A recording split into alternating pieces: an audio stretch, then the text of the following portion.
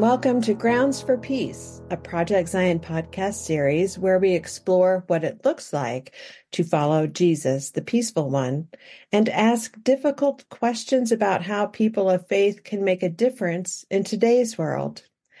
I'm your host, Robin Linkhart. I'm here with Linda Stanbridge, and today we are talking about her recent D-Min dissertation on social justice and the prophets. Welcome, Linda. It's so good to have you with us today. Hi, Robin. Thanks so much for having me. Linda, you have been a guest on Project Zion before, but it's always good to take just a few minutes for a brief introduction from you. So tell us a little bit about you. Sure. My name is Linda Stanbridge. I use the pronouns she, her. And I live in Lexington, Michigan, which is right on the shores of Lake Huron, and it's a beautiful place. Right now, we are looking at some enormous snowflakes coming down, so we look forward to that this time of year. I have two kids. They are 9 and 6, and they probably are wishing that they have a snow day right now, but they didn't get one today. I work for the Michigan Mission Center, and I am the invitation support minister. So I do some stuff with communications and new expressions, and I work with pastors and congregations. And right now we're doing a big focus in Michigan on getting a lot of our congregations through Harmony's Welcoming and Affirming program. So I've been spending some of my time on that, which has been really fun. And what else? I have 4 cats and a dog. And yeah, that's, for the record, is too many cats. You can confirm. Well, I can certainly relate to having lots of cats. I love cats. And our youngest daughter, my oldest daughter, periodically calls me and says, "Mom, are you sure she's not becoming a cat woman?" So cats are wonderful. Well, today we're here to talk about your dissertation on social justice and the prophets. But before we get into that, tell us a little bit about your journey with ministry, what took you to Community of Christ Seminary to complete an MAR, and how that led to your decision to complete your most recent doctoral degree. Sure. Shortly after my husband and I got married, we started going back to a Community of Christ congregation. And I like telling this story because we had tried a Methodist church. So we were looking for a place that had more young folks, but someone from this wonderful little rural congregation invited us back. And we came back to that congregation really specifically because she invited us and we didn't want to let her down. And that started us kind of on a new journey with Community of Christ. After we had taken some time away and tried some different things. And I learned a lot more about where Community of Christ was at and how much, after 2000, how much Community of Christ was growing and changing. And I was really excited about who we were becoming and who we were trying to become. But I sat in a pew one Sunday morning and listened to a guest minister who was preaching about how he was against LGBT, not just LGBTQ inclusion, but folks in general. And I was so upset that morning. And I really could not believe that nobody was standing up and speaking out against this. And this would have been I'm going to say this was 2015-ish. So it was after national conferences. But we're way out in rural Michigan, and I don't know how much it had made it that far, but I was so surprised that no one stood up. And as I went to different congregations and started kind of exploring other congregations, I realized that there were things that were getting said in church or that were not getting said in church that bothered me. After there would be, say, a mass shooting, because unfortunately we've had to navigate a lot of those in the last several years. If that didn't get mentioned on Sunday morning, it would really bother me. And my primary frustration was that nobody was standing up and doing anything about it. And one morning, God kind of tapped me on the shoulder and reminded me that actually I had a voice too. And I was as responsible as the people whom I was judging for not mentioning these things that I thought the church should be worked up about. And so I got a little bit involved in the Mission Center, and I was lucky enough that the Mission Center leaders at the time nominated me for, I don't know if they still do the Emerging Leaders Grant or what they call it now through the seminary, because this has been several years, but I was lucky enough to receive that. And so the church helped to support my journey with seminary at the Community of Christ Seminary. And more proof maybe that I've lost it is that my daughter was, I think, 6 or 8 weeks old when I started at the Community of Christ Seminary. And so I have a lot of pictures where I've got that, what do they call those? The boppy pillow, where it's like the the horseshoe shaped pillow that goes around your waist. And my daughter's just tiny laying on that. And then on my lap in front of me is my laptop, and I'm typing with a boppy in my lap. But it was also really cool to become a mom. Again, I had an older daughter at the time, but to go through that experience while I was in such an intense spiritual place, like that was a really, really cool experience. Yeah, so that was a fire hose of information, but that's how I first got involved in the Community of Christ Seminary. And how I came back to Community of Christ was really that I was invited. I was invited back. So once you came out of Community of Christ Seminary, and that is no small thing. It's a very rigorous program, and people do it with all the rest of their life happening like you did. What led you to your decision to pursue a doctoral degree? Yeah, I have always been a person who loves to learn. I've always been a reader. I'm a person who will read an article or a book about anything. I really love to learn. And being back in seminary kind of reignited that for me, but it also got me kind of excited in a direction. And it was like amazing to connect with people who were also really passionate about some of the same things that I was excited about. It really like encouraged me. And so I had a lot of personal growth in those 2 years that I was in seminary. And that was an amazing experience for me. I mean, in my faith and in what I knew, but also just as a person and developing myself and my ministry and my confidence. And then I kind of mentioned to Tony, like, I don't, what are the programs that are out there? I still have like a lot of questions, and I still have some things I want to navigate, and I think I want to keep learning. And so then he did this trick where, and we talked about different doctoral programs, there's a PhD or a demon, which sounds like demon, but it's a doctor of ministry, which the irony is not lost on me. But we talked about some of those different options. And then he would, for the next, I don't know, rest of the semester, he would make little notes on my paper that would be like, Linda, this is PhD level work. I think you can do it. And so he would give me all these kind of encouragements. And again, that really helped build me up as a person and believe, that was something I might really actually be able to do. So that was really, really cool. He encouraged me a lot. And so did Zach Harmon McLaughlin encouraged me a lot and helped me to find a seminary that would be close to home that I could navigate, that also wouldn't be, theologically too difficult to manage, to where I couldn't be either authentically myself or really make, the continued personal growth that I really wanted to look for. So yeah, I owe a lot of that to those two guys for giving me so much encouragement. That's exciting. Seminary has been transforming in many lives, including mine, way back in the day. And you did it when it was like the 3-week program, right? Where you did the super long one. Yeah. We did 3 weeks in session at Community of Christ Temple, and of course doing stuff in between, and online classes mixed in with that. And I did the MACM, which was a 66-hour degree, but it added a lot of the practical application methodology kind of courses. So it was just amazing. I can really connect with what you're sharing about that. Just that it was like a divine synergy that expanded in the group that you're journeying with in this adventure of learning and ministry, and just rock my world information that you're like, whoa. So you have these amazing people who are kind of willing to be that vulnerable too. And you kind of catch each other. And some of my closest friends are my seminary folks. Isn't that the truth? Yeah. And so then when I came to my next seminary to get my doctorate, I came with that expectation. I'm like, we're a family, we're going to be together.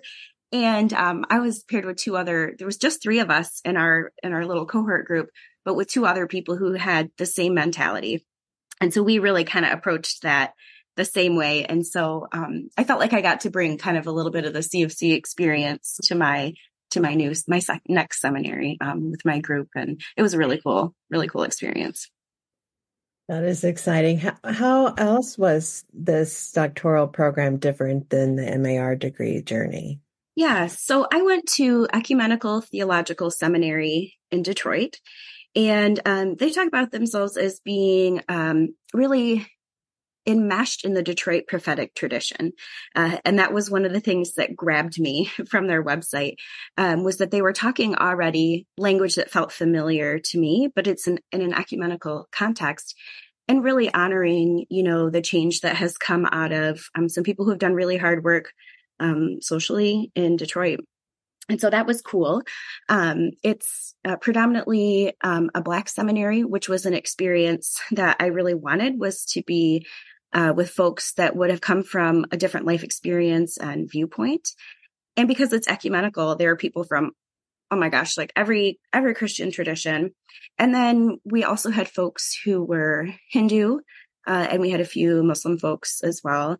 And so it was really interfaith. And because of the way the learning is set up there, you really do get an opportunity to benefit from everyone else's research as well. So it's sort of similar to the Community of Christ Seminary, where you do like a semester's worth of work, and then you have an in-person week, and then a semester's worth of work and an in-person week, which was great because then I felt kind of prepared. I'm like, oh, this rhythm feels familiar. And you're in groups by where you're at with your cohort. So you're all kind of taking classes together. And so you're all working on your individual topics and doing sort of your own research, but you're doing it together. And so you get to hear about where they are in their research and what's the outcome and who are they reading. So it's kind of a surface level understanding, but you get to see what everybody else is working on from their viewpoint. There were some people who were doing like a chaplaincy program that were in our cohort. And one person was developing an outline for how she could be doing hospital chaplaincy for people who are Hindu in the hospital. And it was from her experience as a chaplain. And so that was something that was just, I've never done hospital chaplaincy. It's a faith tradition I know almost nothing about. But I got to glimpse just a little bit of her work, and sort of a lot of instances like that really grew my understanding. And that was something I didn't get from going to, a CFC specific seminary. So I feel like I got kind of the best of both worlds. I got a little spoiled on that, but it's a really cool program. And again, the hybrid nature felt really comfortable and familiar. And I liked that. So, and I'm not even sure the timing of when you have to make a decision about the topic of your dissertation, but how did you get interested in that topic, or like what drew you into that? Yeah. So that's an interesting story. I think I was raised, and I think I've talked about this on Project Zion before. I was raised in a Pentecostal tradition, which was very, very conservative. And I can remember a lot as a kid actually thinking that God was really pretty scary. And a lot of that was because of what I had become familiar with in the Old Testament that I didn't have good context around because of the religious, environment that I was in. But also I was little. And so there's some stuff in there that's just really not like easy for kids to navigate. And when I came to the Community of Christ Seminary and I got into Hebrew Bible and that class, Hebrew Bible, and I started digging in, it just completely captivated me. I was so caught up in the stories, and I felt like I had an opportunity to like meet God all over again. It was almost like I had never read the stories before because I had done so much unpacking in other ways, but I had never taken the time to like really sit with those scriptures and piece them apart. I mean, who has the time for that unless you have a professor breathing down your neck to do it? I needed that, right? And I had this amazing team of people who were like, and it was just such a cool experience, but I fell in love with it all over again. Or for the first time, I really fell in love with it.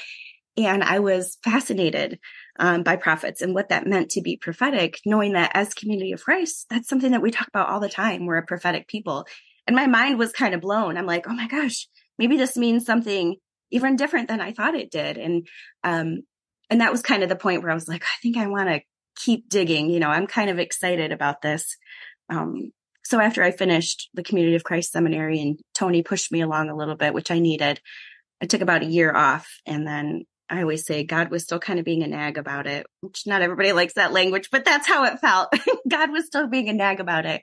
And so I took the risk and applied, and I was totally shocked, of course, when I got in, because I oh my gosh, what did I do? How's this going to be? But it was just such an amazing experience. I would totally recommend it for other folks. It was awesome. So I think that brings us to the meat of why we want you to talk with us today. And that is to, with you as our guide, just take us on a journey. Tell us about your research, your thesis, your conclusions. We can't wait to hear about it. Sure, I would be glad to. So I was really excited to have Tony working with me on my defense, Tony Schwala-Smith. I shouldn't assume he's the only Tony anyone knows, but in Michigan, he's just Tony. But he served as my content specialist, which was great because I wanted to, when you're preparing your research, it needs to be something that's relevant to your ministry context and your practice, what you're actually doing and what's going on with the people in your faith community, but it should also add something to the body of knowledge that others would benefit from too. So I was really lucky to have Tony helping me navigate that and giving me tons of great sources. And then you would get a few other people assigned to your team too. You get a faculty chair, a faculty mentor, and at my seminary, ETS, you also have a peer reader. So you have someone else who's going through the program who are all there to support you. And it felt for me at first like, oh my gosh, you have these like 5 people who are going to sit behind probably like a big scary table, and they're probably going to write a lot of things down while you're doing your presentation. But it was not like that. You really feel like they want this for you and they are there to support you and they don't want any surprises. It was just a really cool experience to have that many people kind of surround and support you. So that was one really cool aspect, especially when it comes to building out kind of your bibliography. You have all these people with tons more experience who can guide you. So, it kind of goes back to talking about having that experience of God tapping on my shoulder on a Sunday morning and pointing out to me that I also had a voice and could be speaking up about these things that I kind of wanted to maybe judge others for not mentioning on a Sunday morning. And God's good at pointing out the log in my own eye once in a while. But then I stumbled on this survey that came from Barna Group.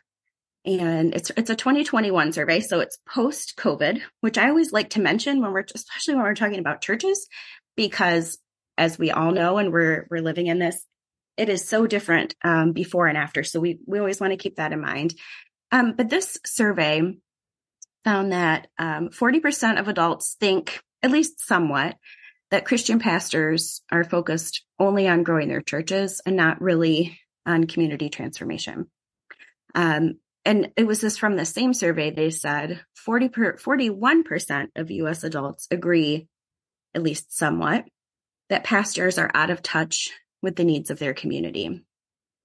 And I thought that was really kind of a tough indictment.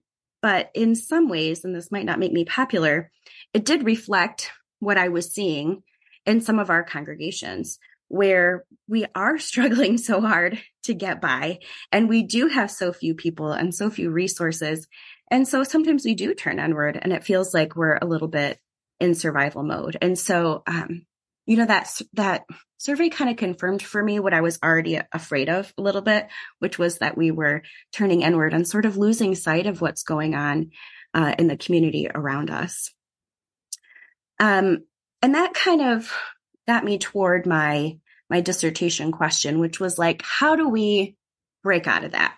How do we get to where we are close enough to marginalized communities, close enough to oppressed communities, that we can actually be effective agents for change?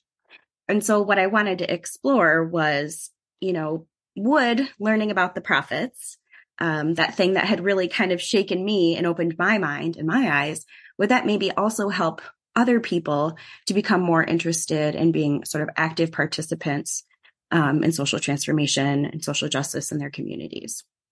So that was kind of how we got to, I guess, the initial question there.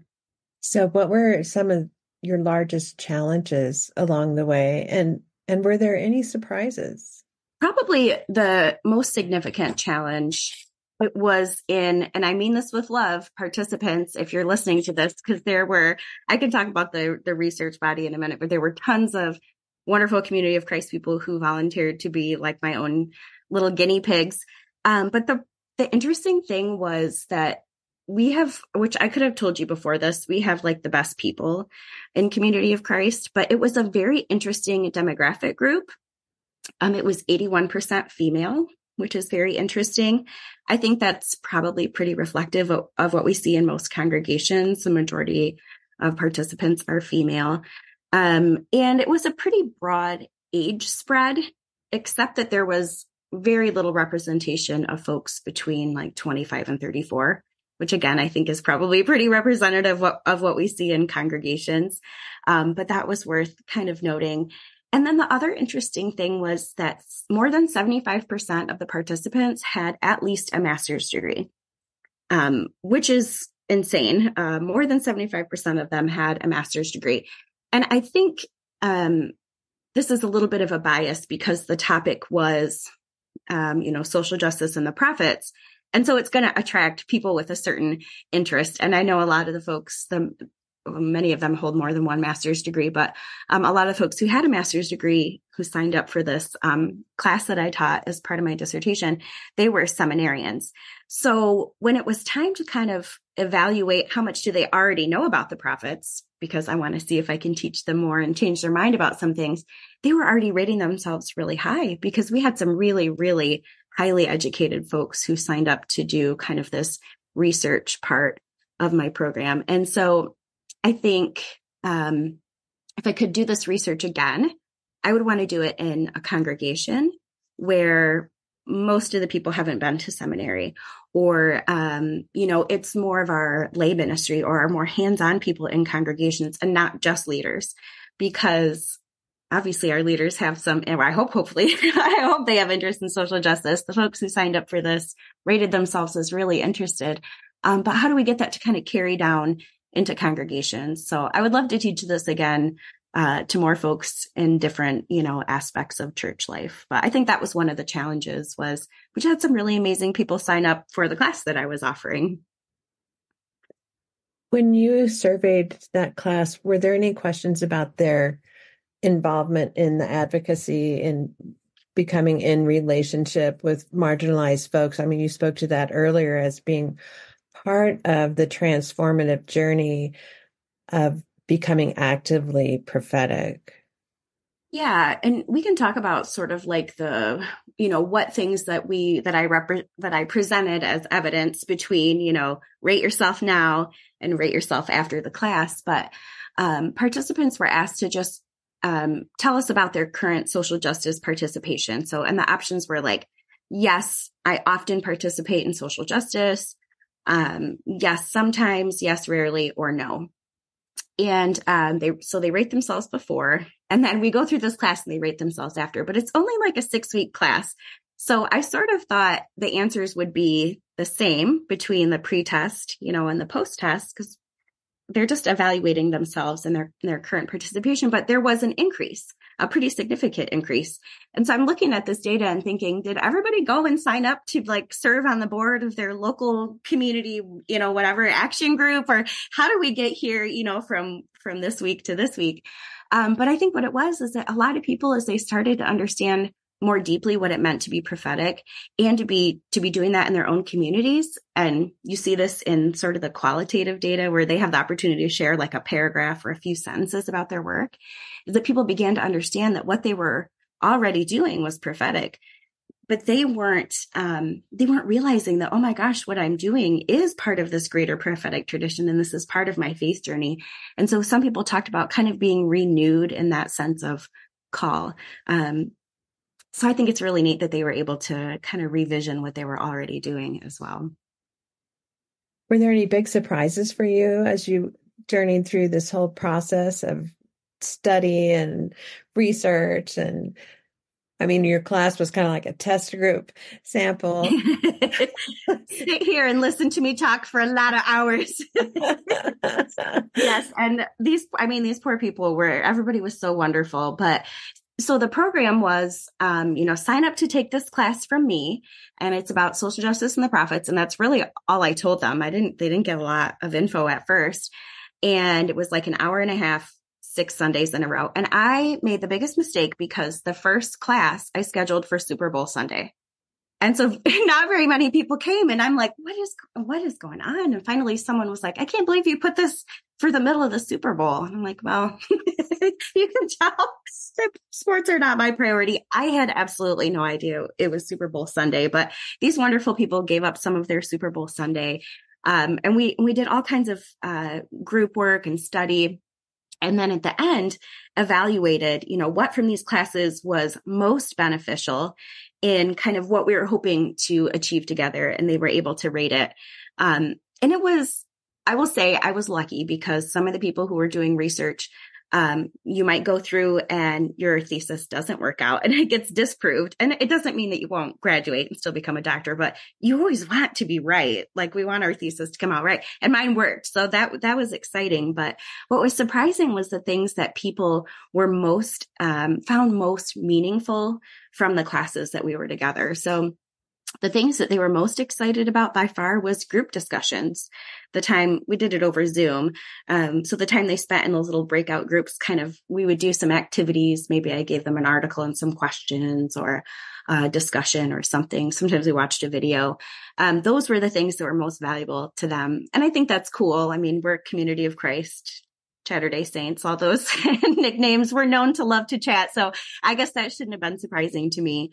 But that was what they were most excited about. And that made me think, this could work in a classroom too, or in a congregation, because people are enjoying that being together and discussing aspect. And then they were also excited about just learning about the prophetic tradition. Like I said, it's a word we throw around a lot. What is being a prophetic people? But we don't often take time to sit down and look at that word and what does it mean to be prophetic. So those are the things that participants were most excited about when they got to go through the class that I had created. And that was exciting to me to see those outcomes. That is really exciting. So you've done all this work. And how many years were you in this by the time you had completed your thesis and then you had to go and defend it? How many years? It works out to be just a little bit more than 3 years. Mm-hmm. So it's 6 semesters. Well, because I started in December, I won't walk across the stage until probably June, whenever they just do one graduation a year. But it's 6 semesters total. And every semester you have some online and independent work and work with your cohort group, and 1 week in person. So you do that 6 times. And there are people in the program. There's always, one group who's on their first week, one group who's on their second week. And so it's cool that you're all kind of overlapping in different parts of your journey. And some of the people who are ahead of us were just so wonderful. Like you could email them and be like, I don't know what Dr. So-and-so means on this. Can I see your old draft? And oh my gosh, yeah, some of that just collaboration and stuff that was really neat. But it'll end up being just a little over 3 years top to bottom. Yeah, that's a big commitment. So I remember when this was all coming to an end and you had completed your dissertation and submitted that, and then the day to defend it. And, there were different announcements on Facebook that you were getting ready to go. And a bunch of us were just, sending you love and hugs and praying for this experience. So tell us what it was like to defend your dissertation and what kind of questions or comments you got from your board. Oh my gosh. I thought it was going to be, and it was like so scary. Do you get the adrenaline sweats? Because even if I'm not nervous, I'll get the adrenaline sweats. I was a mess. I'm not going to lie. I was a mess. And then they have this silly rule that you have to bring your own snacks. Do you have to and I'm like, could someone else in my group bring the snacks and I'll do it on your day? And so, we brought some snacks down and, I just kind of got up there and I was so nervous. And I just thought to myself, I am going to choose to own this room. I'm going to just decide, this is my topic. I've done all this work for 3 years. There's nothing that I didn't do in the last 3 years that can mess up today. There's nothing I can do today that's going to undo any of that. I'm just here to tell my story of what I've been working on and what are the outcomes and what are some of the positive things I think can come out of this research. And so I chose to just kind of own the room and be excited about it. And it was such a empowering experience, but it was also terrifying. And then when it came time for them to all, ask questions at the end, more than one person brought up the fact that I didn't have any sweets in my snacks because I had just brought like a veggie tray and cheese and crackers, and more than one person was like, I can't believe you didn't have cookies. And then later I overheard my mom whisper to my aunt, oh, it's just like Linda to make us eat vegetables. Excuse me, I have a little cold. That was one negative piece of feedback I got, but that kind of helped, just break the ice a little. And they asked good questions about some of my sources. What were some of the main works that you rely on? And in your presentation, you talk a bit about, your literature review and who are the authors that you're leaning on. But there's never time to list, all 75 or 100 folks whose work you're using. So I asked a little bit about that. And Tony asked a good question about, how you kind of deal with the people getting uncomfortable, when we're talking about some stuff that's really challenging or where we might have some deep disagreements. How are we navigating that? And I was, first thing that popped into my head was thinking about Rachel Held Evans. And I think this is from Searching for Sunday, where she says, church should be a place where everybody is safe and nobody is comfortable. And so I kind of leaned back and she's also a person who came from an evangelical faith tradition and went through a faith transition. So it felt nice to lean on her. Just to let us figure out how to be okay with being uncomfortable, that we can still keep each other safe while we do those things and ask each other hard questions. We don't like being uncomfortable, but it doesn't necessarily mean that we're not in a safe space to push and explore and be creative and have questions. And then there were a few questions about, how would this apply to this other faith community? My research was really focused on Community of Christ. There was a whole week of learning that we did with the folks in the group that was specifically about Community of Christ history with social justice, which a lot of people don't know. We have actually a pretty robust history with social justice, even from our very early days. And I had done my capstone during CFC seminary days. And so I was able to go back and thank past Linda for all of her research and notes and able to use that. But, so one of the questions was like, oh, this research is really, really CFC. Does this apply to other faith traditions? And of course you're in an ecumenical school, so that's a good question. But yeah, it was a really awesome experience. I felt so supported, by the staff. Tony Schwala-Smith flew all the way in from Kansas City, which was such a cool experience to be there. He only stayed in town for I don't even know if it was a full 24 hours, so that he could be there. That made me feel so supported. I got a card in the mail from Art Smith. I was getting messages from you, Robin. Good luck today. And so, that's just one of the amazing things about Community of Christ is all these connections that you make and how many people remembered that morning. Hey, I think your thing is today. I'm thinking about you. And, I just felt really, really loved and empowered. It was really a cool experience. So if you had to boil the message and findings of your dissertation into 1 or 2 paragraphs, and I know that's asking a lot, but what would you say? Yeah, I'm not going to be able to probably put it in a few paragraphs, but I think what I really loved learning about was really piecing apart what it means to be prophetic and what is a prophet. And Walter Brueggaman is probably the most useful voice for me on this. And he's talking about, prophets kind of have to operate two ways. And a lot of us operate one way or the other. But we have to be critical of what's happening around us that's not in line with God's vision. And we have to be vocal about that, right? And we rely on God for that.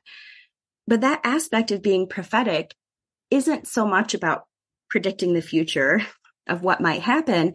It's about looking around and reading the signs of the culture. It's about being close enough to oppressed people to know what's really happening and to say, this is not in line with God's vision. And actually, God has a better future for us. Doing that criticism and maintaining the hope that allows us to envision something that's completely new, that's possible with God.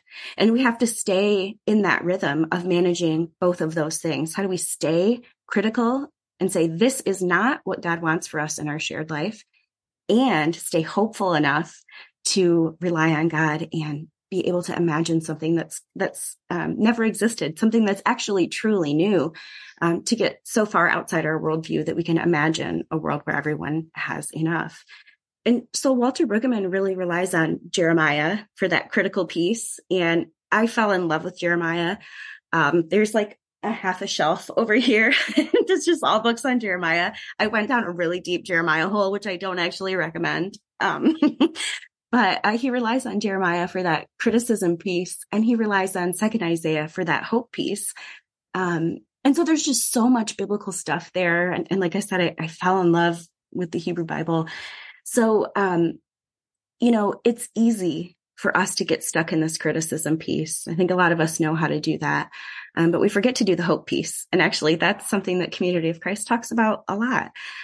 We can look back in these scriptures and see how consistently God is on the side of the oppressed. And that can give us hope to keep moving forward. So that wasn't one or two paragraphs. But if I was going to boil it down, I guess I would say, that would be my thesis.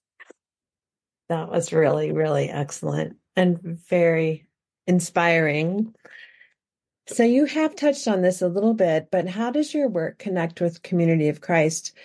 And maybe even how does your work challenge us to go deeper in our identity, our mission, our message, and our beliefs? Yeah. One of the cool things that I got to do as I was doing some research for this was to email a little bit back and forth with President Veazey on some questions about, because I can't imagine the responsibility that comes with that mantle of prophet. But, how does he view our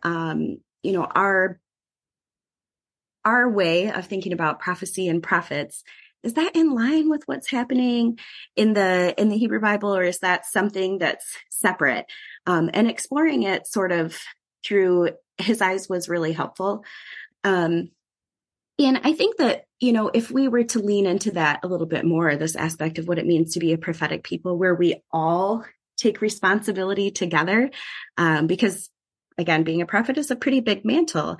It's the responsibility of all of us. So I think if we were to really embrace what it means to be prophetic, that can call us out of our congregations. I think it can call us to be living a little bit closer to the people in our communities, to embrace what's happening there, to shake off some of the fear and get outside and start doing the real work that needs to be done. I think that, this work can help us explore a little bit deeper into our past. We were just chatting about what a strong history Community of Christ has. We've done some amazing stuff together. And I think that what you can really see is how consistent God's call is across time, not just for Community of Christ, but for all people of this faith. And so I think my hopes for Community of Christ are really that we just continue to dig deeper into who we say we are, that we deepen our understanding of, how we stay critical of what's not right, but how we also manage this hope and our vision for peace, that we learn a little bit more about how we're prophetic in our own lives and in our congregations. I just want to keep seeing us to be who we are, but even more authentically, even more deeply. Yeah, and as you're talking, balancing that critical lens of Jeremiah and the hope that's cast in Isaiah, and living that out as we seek to go deeper in the prophetic tradition, to truly be a prophetic people, is also that tension of maintaining community in diverse, very diverse peoples, like your experience with the guy that got up and spoke out against the LGBTQIA plus community, which I'm sure was shocking when you first heard that. But we can be in deep friendship with people, and sometimes we don't always know the ways that we're different from one another, or the perspectives that we hold any one minute that may not match. Yeah, that's a big part, I think, of what you're talking about. Do you have any comments on that? I think maybe that's one of the most important parts of church relationships, is that we do learn to love deeply people we disagree with when we do it right. I can think of a few people who, gosh, I love them, and I just couldn't disagree with them more on a lot of things that are really important aspects of my life, but I am willing to stay in the struggle with them because of the love that I have for them. I'm not remembering off the top of my head which enduring principle it is. Talks about how we commit to staying in that conversation, practicing that in intentional communities. I mean, those, just picking up those skills in relationships, I really think that can transform our communities. It's a hard and amazing thing to learn. So I do want to ask you for reading recommendations, but before we move to that, I think we've dovetailed into the question, what are your hopes for the future of Community of Christ and the world? I mean, the world that we're sent out to share the peace of Jesus Christ. Yeah, man, hopes for the world. I think, as a parent, it is kind of, and maybe parents have felt like this forever. It's kind of scary out there. And I really hope that what we can continue to do is think about how, an international church can continue to be speaking to peace. What's unique about our story? I think I don't know enough about how to solve so many of these problems, and it makes me feel frustrated and isolated. But being in community with other people who really want to see change, and then figuring out how we can do those small things together, continues to make me feel like I can get up in the morning and do another day, because I know I'm not out here wrestling it alone. I think the way that we develop those relationships is something that's kind of unique to Community of Christ. I hope that we continue to grow that aspect. How do we continue to maintain hope with so many hard things that are happening in the world? At least for me, it's kind of easy to get swallowed up by that sometimes. But my faith community keeps pulling me out. The relationships and all those amazing people who just kind of wrap you up when things are hard. Those amazing relationships you develop in community. I think that's something really special that we have in Community of Christ.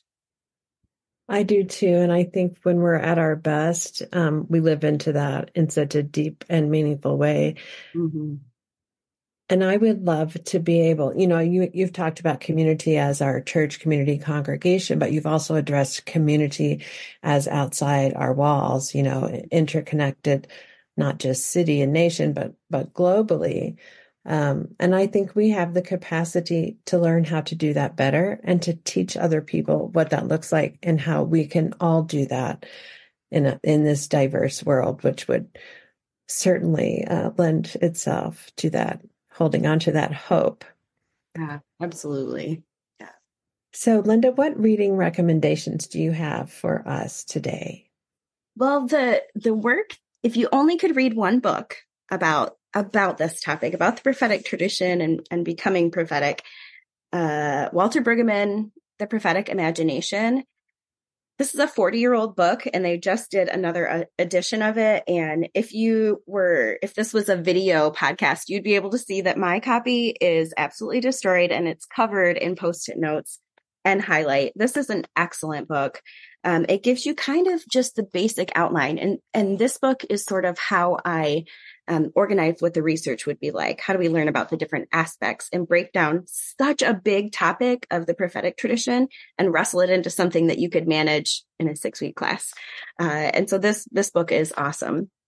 Another one that's kind of out there, maybe a different pick that others might not have heard of, is Where Have All the Prophets Gone? It's by Marvin McMickle. And the subtitle is Reclaiming Prophetic Preaching in America. And this is written kind of specifically from the perspective of the Black church. And so I think it provides a perspective that's unique to a lot of Community of Christ congregations in the U.S. I could go on and on. Oh, this was another really great one. American Prophets. And this is by Albert J. Rabbitoe. And this book is really neat. It talks about prophets from kind of this modern day, which was a cool connection that we tried to make throughout this class. This idea that prophets, or the idea of a prophet, isn't dead, right? God continues to call prophets throughout time. So who are the prophets who have been speaking recently? This book talks about Dorothy Day, talks about Howard Thurman, Martin Luther King, Abraham Joshua Heschel. Really, really cool and pretty concise book.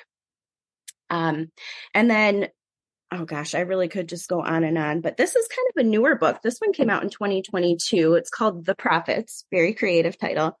But it's by Stephen Cook, John Strong, and Stephen Toole. And this guy, Stephen Toole, is someone that Tony Schwell-Smith had gone to seminary with. And so Tony knew this book was coming out ahead of time. And he's like, you've got to get it. I think it's going to be really helpful. And it was. If you're interested in like the weird kind of cultic version or kind of aspect of prophecy, which it totally, like, I love occult documentaries. So I was like, tell me everything about how this kind of gets started. What is this? And it just opened my mind. It's a really weird old book, but it's by Robert Wilson, who taught at, I think, Yale for a long time. Prophecy and Society in Ancient Israel. Robert R. Wilson. Really, really interesting book. But I love to read, so we better stop or I'll just keep going and going. Yeah, me too. I'm thinking, oh my gosh, I've got to get that one. I do have The Prophetic Imagination. Great, great book. But yeah, these other ones are new to me, so I can't wait to explore some of those myself. So, Linda, is there anything that you would really like to say today that I haven't asked you about? Well, thank you so much for having me and giving me a chance to talk about my dissertation. I guess the last thing I'll mention is that I'm no longer on the Harmony board. My term has ended, but I'm still an active participant. And so I always want to invite everybody to our Sacred Pause worship, which is the last Monday, of pretty much every month. And it's an opportunity to get together and worship for folks who are in the community and also allies. I look forward to it every month. So if you're one of those people, you are very much invited. We'd love to see you. Thank you so much, Linda. Thank you for making time to be with us today and to share your life and adventure with D-Men with us. And of course, a very special thanks to all of our listeners. If you would like to hear more stories about peace, check out our Grounds for Peace series in the drop-down menu of our website, projectzionpodcast.org. If you want to hear more from Linda Stanbridge, listen to episode 119, where Linda talks about her personal faith journey and what brought her to Community of Christ. Also, check out our show notes for today's episodes, where we will link several episodes that feature Linda sharing about mission in today's world in a wide variety of contexts. This is your host, Robin Linkhart, and you are listening to Project Zion Podcast. Go out and make the world a better place. Take good care. Bye-bye.